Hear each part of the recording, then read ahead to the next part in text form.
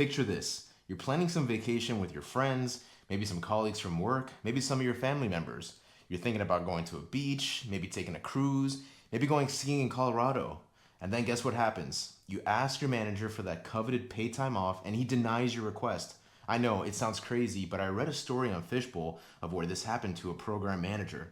Today, I'm going to show you how to ask for and take an effective PTO, and make sure you stick around for the last tip because I think it's very important and it's going to help you when you're off. Hey everyone, my name is Rafael and I'm on a quest to help you grow, adapt, and thrive inside of work and beyond.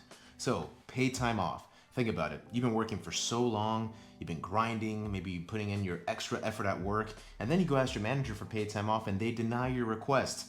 It sounds super crazy, so I'm going to dive into 5 different tips that can help you ask for and take an effective PTO, starting with the first one, which sounds obvious to some of us, but it's pretty much knowing where you stand on performance. Now, what does this mean? Okay, if you know you're a good performer, then you know that asking for PTO might not be too hard of a thing to do.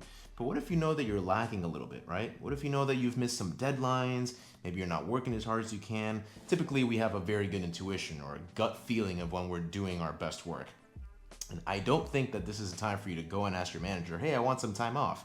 Even though, of course, they should let you have it, but it might not look too good on you long term. Think about it. If all your other colleagues are working really hard and every time the going gets tough, you're the first one to raise your hand and ask for paid time off, how do you think that's going to look on you? After a while, when promotions come around, or God forbid you get fired, or some of those conversations come along, you might be one of the first ones to be let go. That's just the reality of the matter. You know, companies sometimes don't really care about you. So if you're just always asking for paid time off when things get rough and you're not really putting your best foot forward, you might be the first one to go or be impacted when anything goes wrong. Now, if you know you're in good standing, if you're meeting those deadlines, you're helping people, you're really going above and beyond, that's just going to be one extra thing that's going to help you take that paid time off. So make sure that's something that you're doing. The second thing I want to talk about is not asking for PTO when things are particularly busy, okay?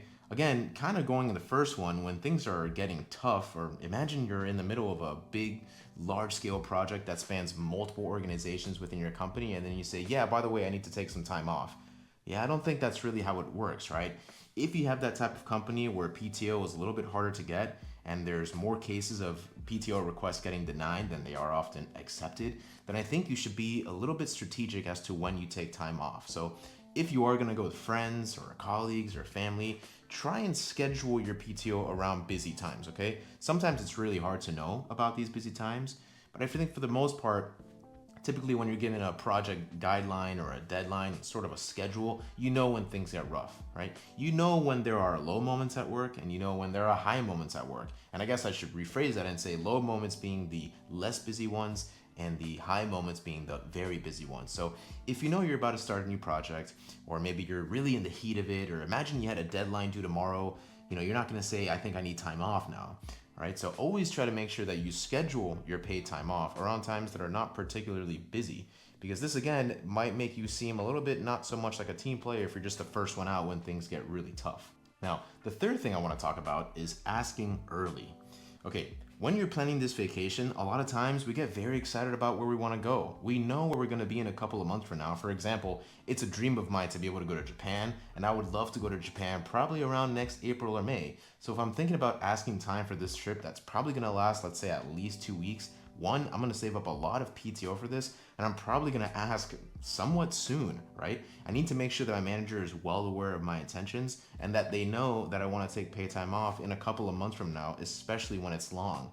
There was a sort of unwritten rule, unspoken rule in my company when I first started that for every single day that you're going to take off, it's probably a pretty good idea to let your manager and team know a week ahead of time. So if you're going to take 2 days off, let them know 2 weeks ahead of time.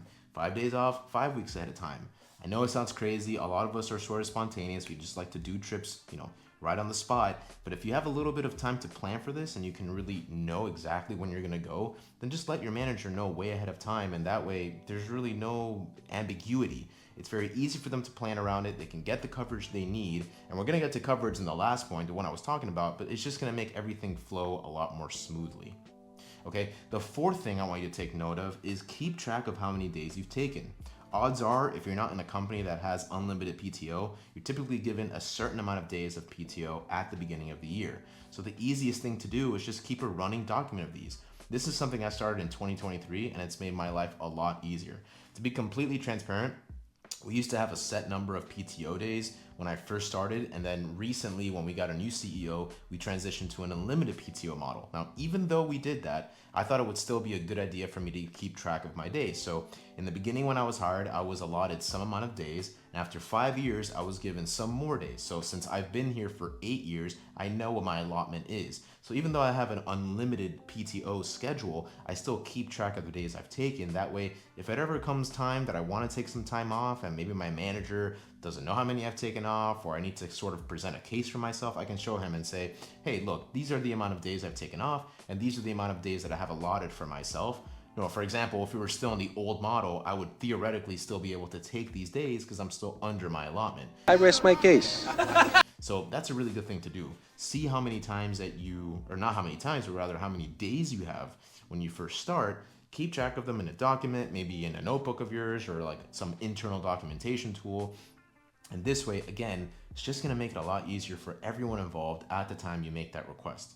And finally, my most important tool is not only coverage, keeping all your ducks in a row, coverage, but also documentation. One of the best things that I love to do anytime I go on PTO is to make sure I have everything documented for while I'm out. It's not just, one thing to say I need coverage, right? You can say, hey, can you take over for me? But go the extra mile and leave a document of instructions of things you do every single day. So that way the person that's covering for you or the team that's covering for you knows exactly what to do. For example, if there was a project you still needed to finish, let them know exactly what needs to get done. Or perhaps you already have those steps in motion, you just need someone to double check that things are getting done. For example, in tech, we often have these code reviews and we'll have these things called pull requests, right, for our code to be merged. Maybe I'm getting too technical, but oftentimes if I'm gonna take a paid time off, I'll just let someone know, hey, the code's already there, just make sure it gets merged. That's all I needed to do, right? Maybe if you're in banking or insurance, whatever documents you're filing out, whatever projects you have that are still midway, you can just let someone know, hey, I already finished all the work. I'm just waiting on X person to be able to complete this or, mark their seal of approval or what have you. So write this document and be very clear on it. Your manager's gonna love it. It's gonna be a lot less work for them. Your team's gonna love it because they don't really have to do anything in your absence. And you can even write sort of, what happens if things go bad? What if you own something and you're the expert in that topic, and if you're not there, what are people gonna do? So not only keep track of the things you're working on, make note of the things that people can do if whatever it is you're working on goes bad. Hey, if this happens, do this. If this happens, contact this person, so on and so forth. So I think this is just a very easy way to make sure that whatever you're working on gets done and you give adequate documentation to everyone on your team. Okay, so you followed all the different tips, you've done exactly what I've advised for you to do, but you're still running into some complications. So let's review a couple of things that you can do. The first thing that you should do is review your company policy. If at the end of the day you're still getting pushback or maybe your manager is still denying your PTO request, make sure that you read whatever official documentation might be on your company website or internal documentation to learn exactly about what paid time off means. I've only ever worked at a single company, but I'm sure that paid time off varies widely between a range of different companies. So make sure you refresh yourself on that before you go and make a case for yourself. And even after that, if things are still going tough for you, the best next thing to do is probably reach out to HR. Just write a nice, formal, professional document asking them why the PTO was denied, why it didn't go through, what are things that you can do for next time to make it better.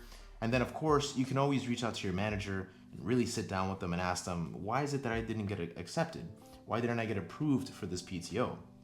Again, what can I do better to make it so that the next time I ask for PTO, it gets approved? And hopefully if your manager is very open and honest with you, they'll tell you exactly what it is that you need to do and the whole conversation will go a little smooth. Obviously, people are very sensitive about their paid time off. I know I am, and probably all of us are. We put so much time into these companies and to the work that we're doing. Sometimes we just need a break. And if we're getting requests denied, it makes us feel completely unwanted, and we just feel like we're working for no reason. So I hope that these tips went well with you, and if there's anything else you'd like to add or any sort of other tips you can give to viewers to let them know what they can do to make sure that their PTO goes smoothly and that it actually gets accepted, let me know in the comments. And of course, always a pleasure to have you all here. Thanks again, and I'll see you all next time. Take it easy.